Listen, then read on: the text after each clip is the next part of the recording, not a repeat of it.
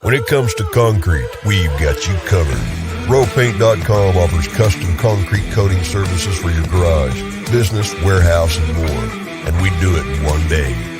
We are your complete concrete coatings solution.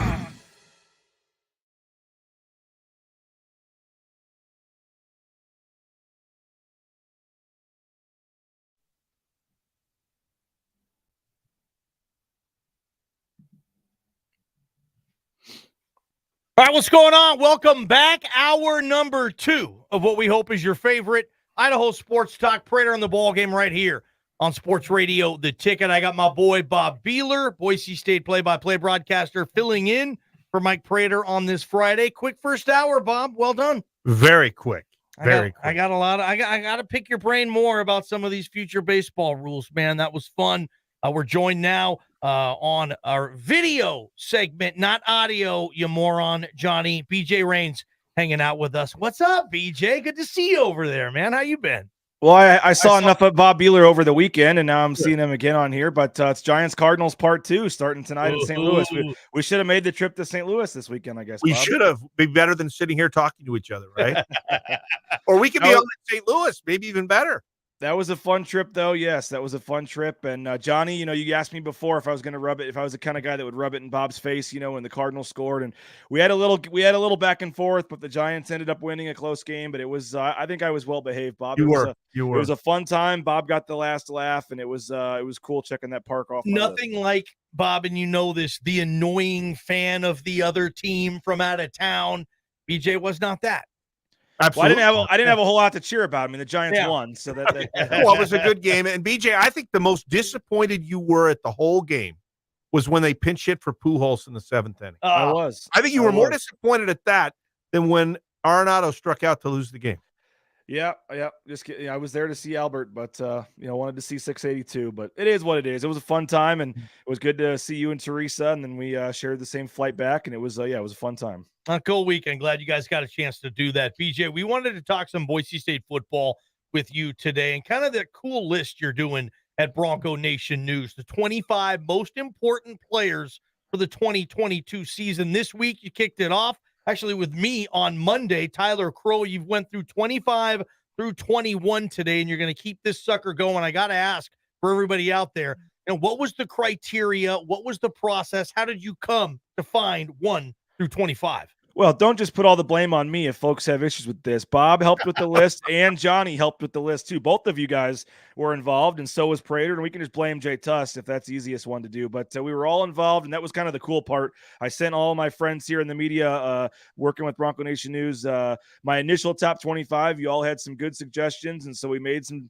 changes, added some people I had forgotten about, took some guys off, rearranged guys. Basically, it's just, as you said, the most important. So it's not best. There may be 25 better players. In fact, I know there are 25 better players. Some of these guys that did not make the list are better than some on the list. So I know there are some folks a little surprised by that, but I took into account the depth chart, took into account expecting a guy to stay healthy or not all season at the spot above him on, in terms of like a starter at a position.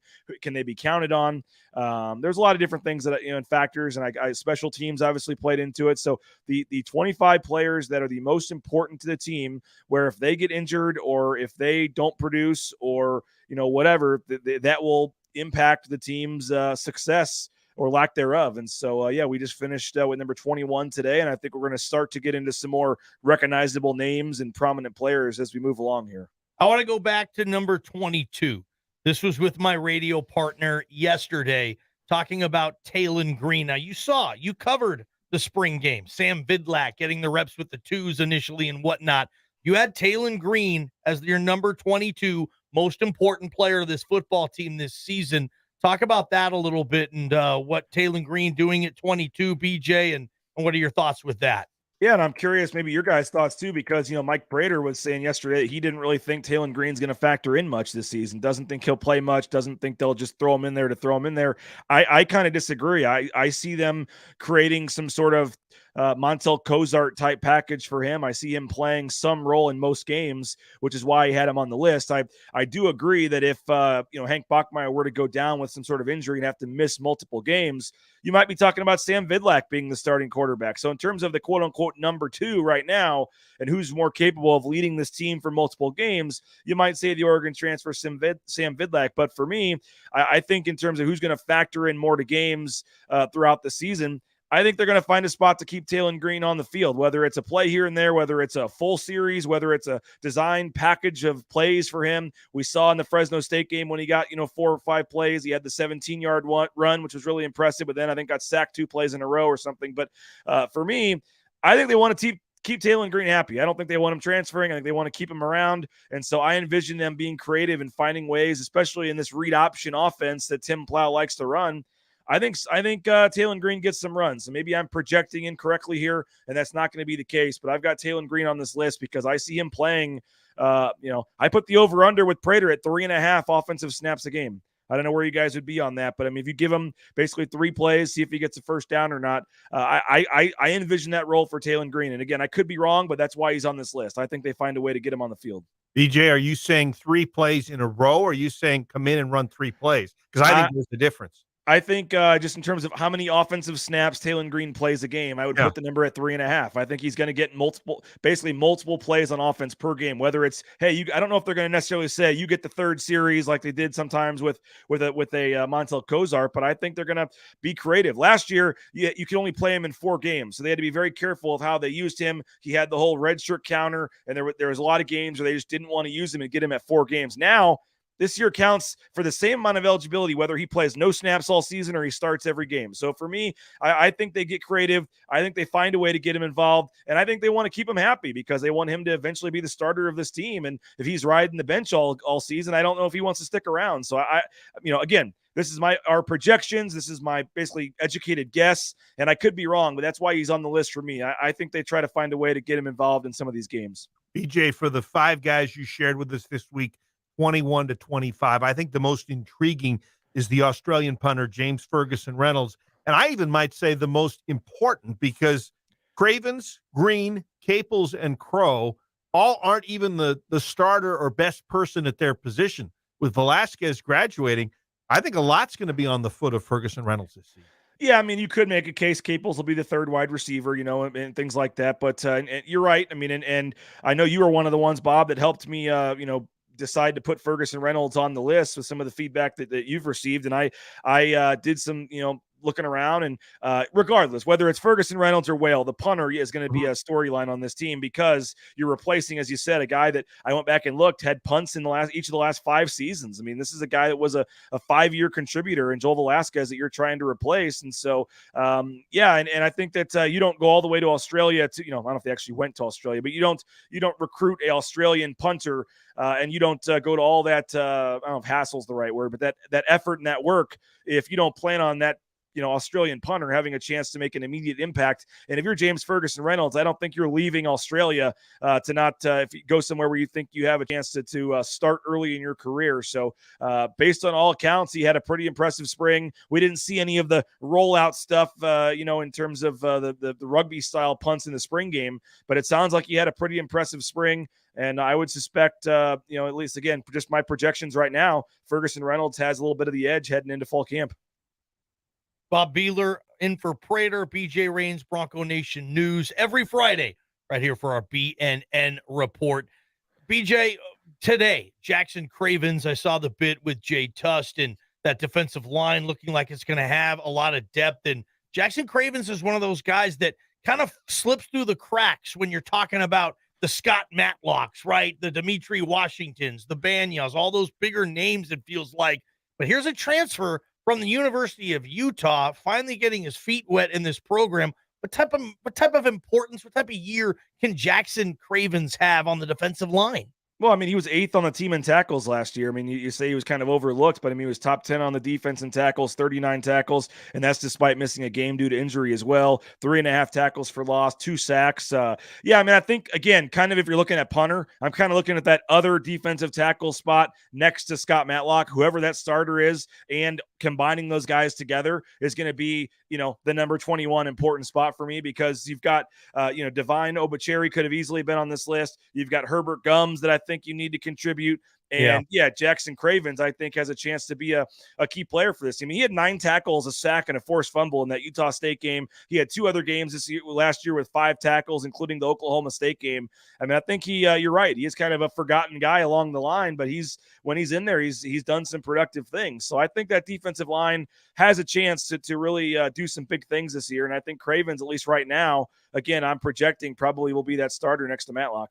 And I do think sometimes when you look at those guys playing nose tackle, defensive tackle, they're within, maybe a yard or two of the snap. So I think a lot of their tackles don't occur very far away from the start of the play. So I think it's harder to see and isn't as, spontaneous or as exciting as something that happens on the outside. As we look at positions, BJ, is there a position when you look at your whole body of list that maybe has more, or maybe ones that you have more interest in as you put this list out?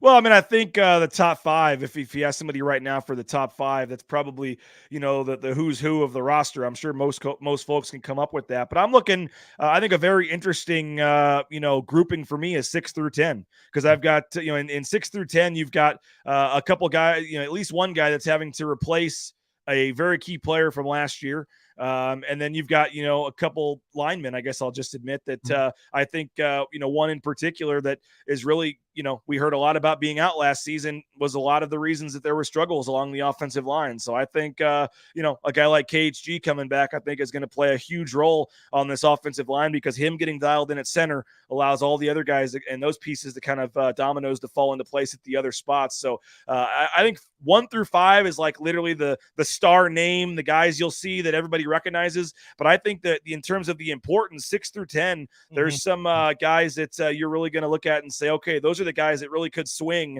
if they stay healthy and produce how this season goes. Yeah, because BJ, 1 through 5, those are the first team all Mountain West type of candidates. And you want to see at the end of the season, those players being on first team all Mountain West type of thing. I'm going to be with you on Monday, for my hit on Bronco Nation News. And I know you're not revealing any of this stuff. And I like that you're keeping it a surprise. You guys can find out this list. Go to BNN, .com, wherever BJ is on social media, which is everywhere. You can find this list. BJ, tease me, man. Tease me. Give me the position. Who we talking about on Monday, dude? You've lucked out so far, man. You've had some pretty good ones, and we'll go back to running back. We'll just say that. I think you've been there's a guy you've been pretty intrigued, pretty excited about running back that I think we're going to go back to on Monday, and I think you lucked out again. You get a good one on Monday. BJ, you got a big tournament coming up. We are now a couple of weeks away. We had Chef Wally just cater it in the ropaint.com studio a couple of days ago. He's breaking in his new kind of business at the tournament. Everybody's going to be there. Are there any spots open still in this BNN golf tournament out there at Timberstone? Yeah, appreciate it, man. We got 5 foursomes left, so if folks are interested, it's going to be a lot of fun. We're raising money for the Idaho Youth Sports Commission. We got a lot of great things we're working on. 5 foursomes remain. We want to sell out the first year, the golf tournament. Timberstone didn't think that'd be possible, so I want to prove them wrong and sell out. You can just email me, rains@bronconationnews.com, rains@bronconationnews.com. There's more information on the website as well, but you get a full catered lunch from Chef Wally. You get free beverages on the course. You get a little Q&A afterwards with some of the special guests. We got the golf coaches. We got some basketball coaches. We got the softball coach. We got all kinds of great, local celebs, so to speak. Johnny's going to be out there. Prater will be out there. JP will be out there. Tuss is going to be out there. So it's going to be a lot of fun. Looking forward to it. And again, we're helping out a good cause, having fun on a Friday afternoon. You guys will be doing your show out there. So I know you're looking forward to that and meeting folks. And it's 3 weeks from today. So 5 foursomes remain. And you can get more information, bronconationnews.com. Enjoy your weekend, BJ. Always love the BNN Report Fridays for our video segment on Idaho Sports Talk. Well done as always, my friend. Yep, appreciate it, guys. We'll talk to you Monday morning, Johnny. Good stuff, BJ Rains. And yes, I will be there Monday morning on the BNN Report every morning starting at 9 a.m. I think. I can't believe I get up that early, Bob, but I do it. I've been having some success with it too, Bob. You've been lucky, Bundy's. He's given you some good players. Yeah. I can't wait for the tease there. That's going to be a fun one. And I'm going to imagine BJ's St. Louis fan base isn't going to be where you're going next segment, because where Beeler is going next, there's 21 teams still left in the NBA playoffs and the NHL playoffs combined. Bob Beeler is giving you his personal small list of the fan bases that are most deserving to get a title. BJ just celebrated that Blues title a couple years ago.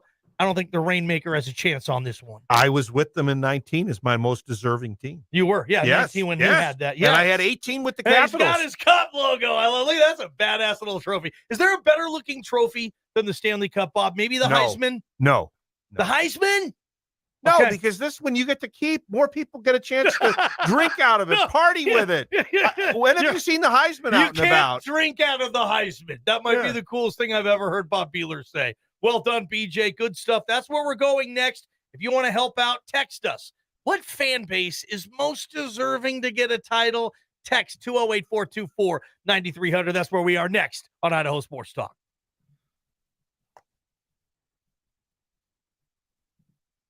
Starting to see